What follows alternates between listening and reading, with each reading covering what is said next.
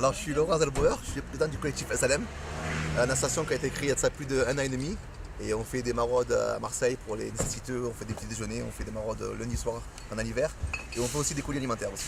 D'accord. Alors aujourd'hui, c'est une aventure particulière. Vous allez à la rencontre des migrants de quel côté? Du côté de Ventimille. En fait, pour parcours aujourd'hui, on monte d'abord à Nice. On va rejoindre une station qui s'appelle l'Est pour tous. Et de là, après, on montera avec eux à Ventimille pour offrir 300 duvets. On va suivre ça, on y va. Allez hop. Les gestes pour tous. Franchement, il faut des grosses actions partout dans le monde entier. La présidente qui nous reçoit, là, lundi, il part en Tunisie. En Tunisie? Ouais. Et ils font des maraudes sur Nice aussi? Ouais. En fait, normalement, les maraudes, ils les font le dimanche soir. Là, pour nous, ils ont vu avancer samedi soir. Mais normalement, tous les dimanches soirs, ils font la maraude à Ventimille et après, ils font la maraude à Nice. Ou alors, des fois, ils font les maraudes en doublon. À la même heure, ils font Ventimille et Nice. Il doit avoir une belle équipe bénévole. Je pense qu'ils doivent vraiment être équipés. Les Ventimille, ça fait longtemps qu'ils le font aussi? 3 ans qu'ils le font. 3 ans? Ouais. Franchement, 3 ans, ils me disaient que l'été, ils ont des grosses vagues de migrants, c'est un truc de fou, quoi. C'est vraiment à gérer, c'est très difficile pour eux. L'été, ils montent à 1300, 1500 trucs.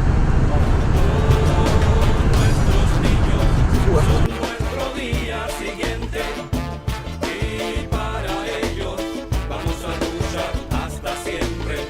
Les sourires de nos enfants valent de l'or, leurs visages sont salis par la misère mais leurs yeux brillent encore. Enfants du soleil ardent, enfants des favelas, enfants de la révolution, enfants des barrios de Caracas. C'est pour eux qu'on se lève, pour eux qu'on reste debout. Quand le présent ici-bas voudrait tous nous mettre à genoux. Nuestros niños, nuestro día siguiente, para ellos vamos a luchar siempre. La unidad, nuestra fuerza, nuestro sol, nuestra esperanza. La rebelión es el pan de la gente, la división será nuestra muerte. Alors vous êtes, bonjour. Bonjour, je suis Mohamed El Hadj. Oui. Je suis, je dirais pas responsable parce qu'on est tous responsables. Je suis responsable du stock de nourriture qui est là. Vous pouvez rentrer. Un petit peu. Voilà, ça c'est notre réserve de nourriture. Ah, excusez-moi. Voilà, c'est notre réserve de nourriture. Et elle est compensée au fur et à mesure par les dons des gens, des généreux. Et on essaye de maintenir avec ce qu'on a. Là, par exemple, je vais vous montrer. De là, on passe à la cuisine.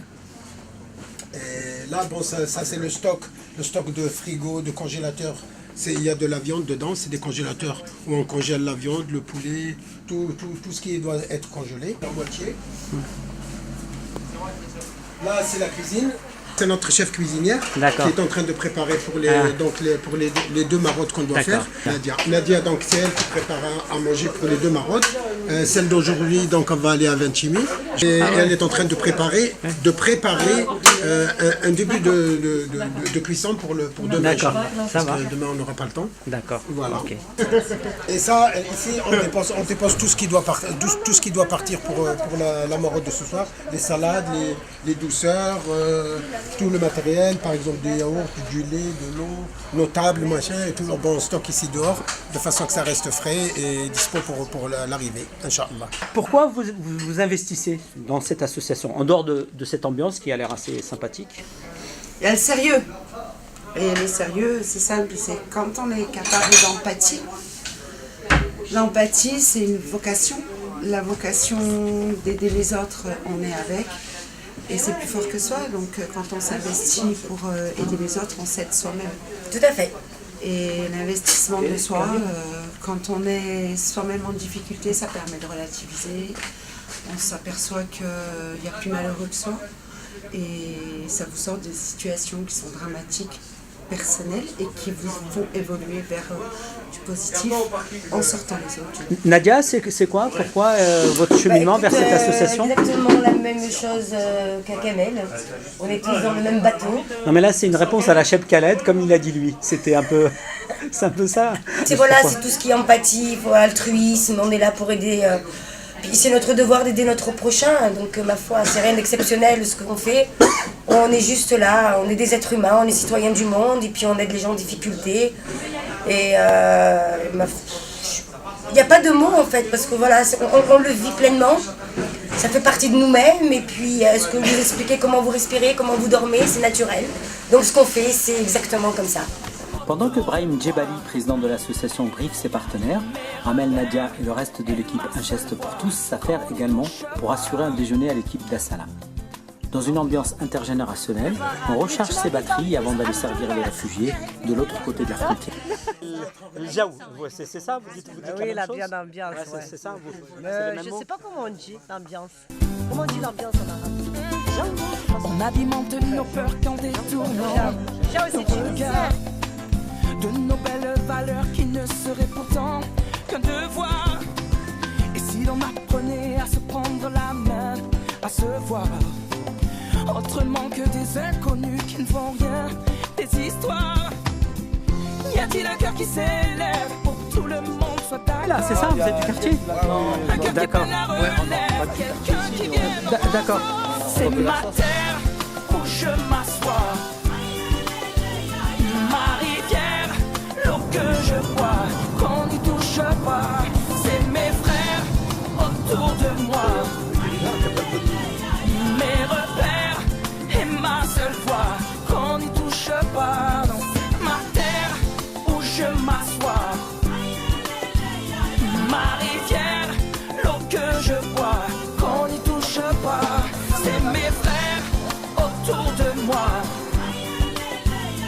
mes repères et ma seule voix, qu'on n'y touche pas. Non. Salam. Salam. Salam.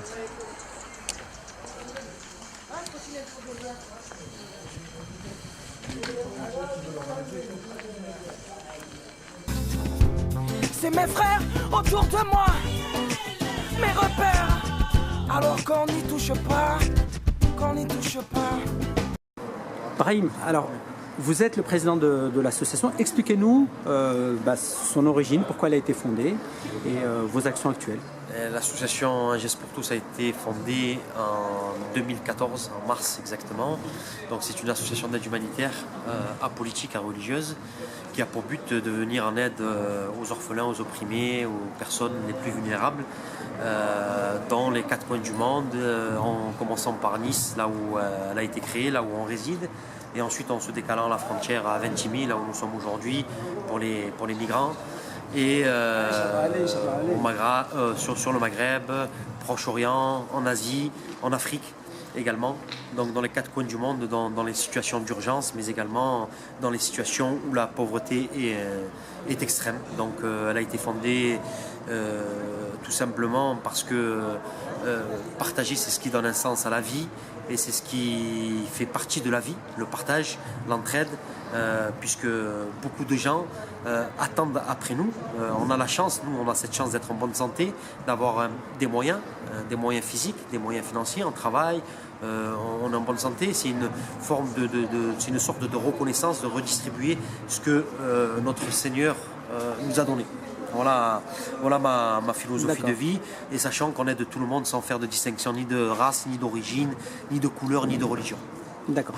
Mais vous êtes quand même néanmoins inspiré par la charité musulmane. Non, ça c'est d'ordre vraiment purement privé. D'accord. Hein, que ce soit musulman, chrétien, judaïste ou autre, c'est la religion, à mon sens. Donc on met définitivement ça. Tout à fait. Après, maintenant, moi, je ne vais pas m'étaler à titre personnel pour quelle raison je fais ça. Ouais. Mais tout ce qui est contexte religieux, c'est purement d'ordre privé. D'accord. Aujourd'hui, est-ce que c'est aussi une nouvelle forme d'engagement? Parce que on voit, moi j'ai filmé plusieurs types de maraudes. Il y a carrément des anarchistes qui chantaient ni Dieu ni maître. Il y a la CIMAD. La CIMAD, c'est une des plus anciennes qui sont d'inspiration protestante.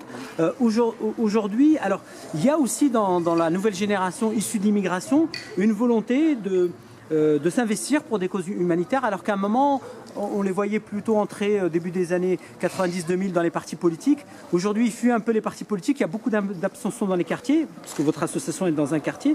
Est-ce qu'on peut dire qu'aujourd'hui, cette forme plutôt pratico-pratique, c'est-à-dire, comme disait Coluche, il y a des gens qu'on fait, on leur donne à manger. Est-ce que ces nouvelles formes d'engagement, c'est un phénomène de société? C'est quoi cet engouement quand même? Il y a quand même beaucoup de jeunes aujourd'hui. Le domaine associatif, en l'occurrence humanitaire, c'est comme dans tous les domaines. le culturel, le socio-culturel, le domaine sportif. Il y a ceux qui vont pratiquer par exemple du sport en étant fans et en aimant ce qu'ils font. Et ensuite, il y a des tendances de société, ce qu'on appelle des phénomènes de société. Maintenant, dans l'humanitaire, on voit beaucoup de choses. C'est-à-dire qu'il y a à boire et à manger. Il y a des humanitaires, des associations qui sont plutôt, on va dire, qui font partie de la vague et la tendance de je fais parce que se montrer, s'exhiber, les réseaux sociaux, regardez-moi, j'existe, avoir un nom, de la notoriété, exister quelque part, on cherche de l'existence, et ensuite il y a vraiment les pures convictions, les valeurs de la vie, où la conjoncture, le phénomène de société fait qu'on vit dans une époque très difficile. Il y a une vague de réfugiés, une vague de migrants, une vague de difficultés, ne serait-ce que dans notre pays de sans-abri, où il y a une augmentation, il y a eu un fléau d'année en année, où la conjoncture économique a fait que les gens sont dans un seuil de pauvreté assez important, où il y a des gens qui sont sensibles à cette cause-là, et automatiquement fait que la balance, il y a plus de gens qui sont touchés par l'augmentation de ce phénomène. Il y a quelques années en arrière, dans les années 80-90, comme vous avez évoqué, c'était les 30 glorieuses. Le phénomène, il était beaucoup moins courant. Aujourd'hui, quand on voit des vagues de migrants, ce qu'on voyait il y a 10 ans en arrière dans la télé, derrière nos écrans bien au chaud, c'est aux portes de chez nous. Voilà. Donc toute la différence se fait ici. Et ça s'explique de cette manière-là. Voilà. On est touché de plus près par des catastrophes humanitaires, de très près même. D'accord.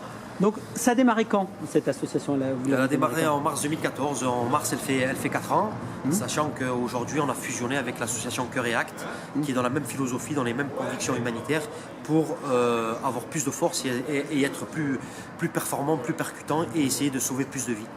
D'accord. Ils ont des trucs ESF, donc ça doit être des... c'est passé par la montagne. Ouais, il doit y avoir des Français qui ont dû leur filer des the police French caught you? By leg 3 times. D'accord, 3 times. By train 5 times. Okay. By parking car. Yes. 20 times. 20 times. By leg, I'm going by leg 3 days. T'as survécu à mille et une souffrances. By leg, okay. Mais tu cours plus vite que les balles. T'as décidé de t'en aller pour fuir la peine capitale. Ta récompense, c'est d'être au bout du chemin. T'en auras pas deux, t'en auras pas 10, t'en auras pas 20. T'as pas le choix, tu dois forcer ton destin. Le vent de face vers ce continent lointain. Vous êtes partis à 15, mais seuls les plus forts ont survécu, vous n'étiez que 3, arrivés à bon port. Non, pas les vides, ne mettez pas les vides là. Une femme enceinte. Non, plein. Une femme enceinte. Une femme enceinte. Ah, il y avait des femmes aussi. Ici, il y a encore. Ouais. Attends, elle est là. Attends, il y a les femmes avec plein. Ouais. Oh. C'est qui donne le pain là? Plus vite.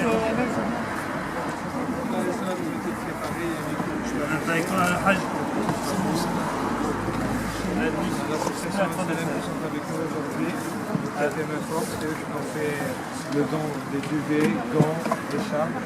Naïma, bonjour. Alors, vous venez de Marseille. Oui, tout à fait. Voilà, centre-ville. Oui. Pourquoi cet engagement? Parce qu'avec la misère qu'il y a autour de nous, donc on ne va pas se permettre de rester là sans rien faire. Et donc voilà, donc on est là pour donner un coup de main. Et quand on voit tout ça, vraiment, on n'a pas le droit de se plaindre, mais vraiment pas. Donc voilà, on est fiers d'être ici, de leur donner un coup de main, de les aider. Et voilà. Et qu'est-ce que vous attendez des dirigeants français, européens, mondiaux? Tellement de choses, tellement de choses, mais le problème c'est qu'ils ne font rien. Donc je préfère ne pas m'étendre sur le sujet, malheureusement parce qu'ils voient très bien la misère du monde, la misère qu'il y a, ils ne font rien. Donc c'est terrible, hein, c'est vraiment terrible. C'est honteux même, je dirais même c'est honteux. Mais malheureusement on ne peut rien, donc du coup nous on est obligé de se lever et voilà.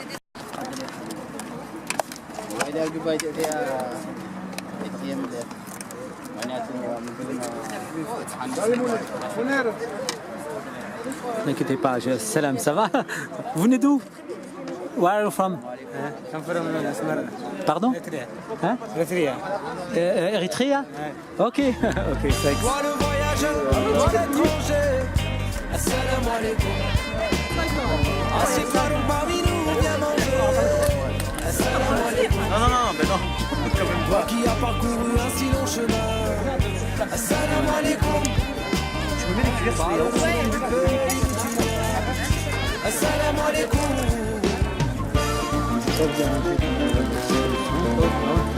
Et encore des plats. Alors Laurent, vous êtes satisfait de ce partenariat aujourd'hui? Ah, machallah, satisfait, ému, surtout ému de ce qu'on a vu. C'était vraiment un bon partenariat, machallah. Et, on a eu un très bel accueil de l'association Coreact et Agir au cœur de la. Pour l'association Coreact et Agir pour tous. Ils ont fait un très bel accueil. On a fait un repas avec eux. On a beaucoup échangé sur la manière de voir les choses. On a tout ça en commun. Et on est venu sur place à Ventimille. On a vu malheureusement ce qu'on voulait voir. Malheureusement, de voir dans nos yeux, c'est plus frappant. Et c'est vraiment très triste ce qui se passe ici.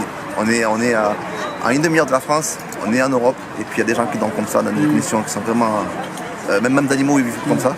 Donc voilà, on est venu apporter un petit peu de soutien à la situation, un petit peu de soutien aux nécessités de Ventimille. Et on essaiera de réitérer ce genre d'action dans l'année. D'accord. On a vu aussi beaucoup de colère, beaucoup d'émotions, des larmes aussi. Pourtant, ils s'attendaient à ce genre de misère. C'est quand même difficile. C'est dur de voir ça en vrai en fait. C'est dur de voir des gens qui sont assis sur des bouts de pierre qui n'ont aucun avenir en fait. Même dans leur regard, on voit que même eux sont défaitistes. On voit que dans leur regard, même eux ont lâché l'affaire. Donc du coup, c'est très triste. On se met à leur place, on se dit mais comment arriver le matin à se réveiller en ayant cette situation quoi.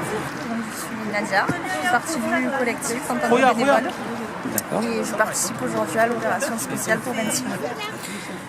Et comment vous avez ressenti le terrain, ces gens qui sont disséminés un petit peu sous un pont? C'est le cas de le dire. Très ému, donc on a beaucoup pleuré parce que c'est toujours touchant et émouvant de voir un peu la réalité des choses justement sur le terrain. Donc voilà, très ému de voir toute cette misère, de voir tous ces gens dans des conditions vraiment plus que précaires en cette période hivernale. Donc voilà, c'est assez dur. Cet engagement, est-ce que par exemple vous avez un engagement politique? Par exemple dans un parti Non, pas d'engagement politique. Par contre, je travaille au sein d'une structure associative. Donc voilà, j'ai toujours travaillé dans le handicap, des associations œuvrant pour les personnes en situation de handicap. Et de manière personnelle à côté, je suis bénévole aussi et pour les personnes. D'accord, vous êtes déjà sensibilisé de par votre cursus professionnel, vous êtes au service de l'autre déjà pour le handicap, et quelque part ça vous suffit pas, vous continuez. Exactement, donc vraiment une démarche engagée à tout niveau, soit au niveau du handicap et pour les personnes les plus démunies. D'accord. Juste avant de partir, un petit groupe de migrants tunisiens insiste pour que je les suive. Ils veulent que je témoigne des conditions dans lesquelles ils vont passer la nuit. Qu'ils ont une couverture pour 5, que le sol est humide, esquinte leur organisme, que les odeurs et les rats infestent l'atmosphère.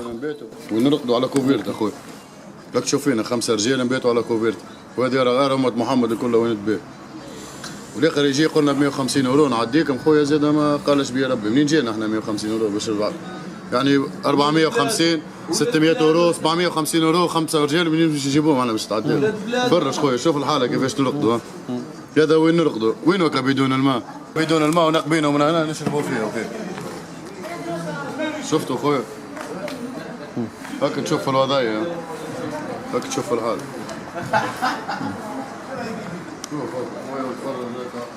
ونرقدوا ونبيت عاملين كردون على الصرد هيك هذه هاي بلاصتي ونرقد فوق لوح. Sans les décourager, juste pour le partage de leur expérience, je leur demande s'ils veulent passer un message aux Tunisiens qui voudraient tenter l'aventure, les prévenir de cette misère. Cette question limite les indignes. Ils me répondent que là-bas, c'est sans espoir, que la révolution n'a servi qu'aux personnes en place et qu'à ceux qui voulaient les... Il n'y a pas d'avenir.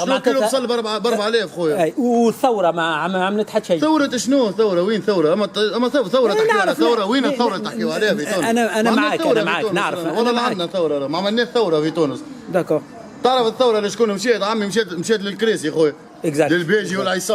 Après cette journée intense, il est temps de retourner à Nice pour déposer les affaires. Rivière, l'eau que je bois, c'est mes frères autour de moi, mes repères.